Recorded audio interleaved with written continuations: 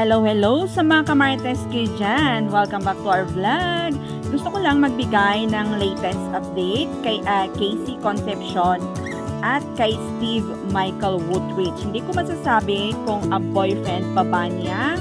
So baka ito na ang huling update ko kay Steve Michael kasi po mukhang wala na or hindi na naayos ni Casey at Michael ang kanilang problema. I think kasi pareho na silang nag-unfollow sa isa't isa sa Instagram. Ayun, so naka-unfollow na silang dalawa. At pati rin sa kapatid ni Steve Michael, naka-unfollow na rin si Casey. Dati, naka-follow siya dyan sa kapatid niya and now wala na.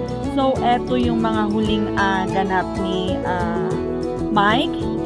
Bonding with his family and sisters and pamangkin. Nasa Netherlands siya ngayon. Sayang naman kasi last month lang is okay pa and nag-vlog pa si Casey. Nasabi niya is yun nga yung loved ones niya is nasa malayo pa, di ba nabanggit niya sa kanyang huling vlog. And now, ayan. So, naka-unfollow na sila. Anong ibig sabihin nun? Comment down below. So, keep on watching till the end. So, baka ito na lang yung huling update ko kay Steve Michael Woodridge. Si Casey na lang po ang abangan nyo yung mga i-share ko about her.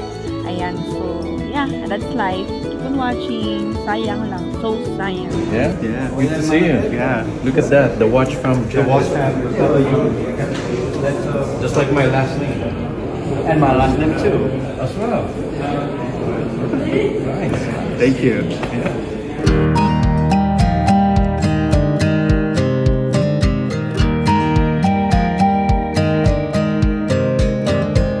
Don't know how long it's been, I guess it doesn't matter.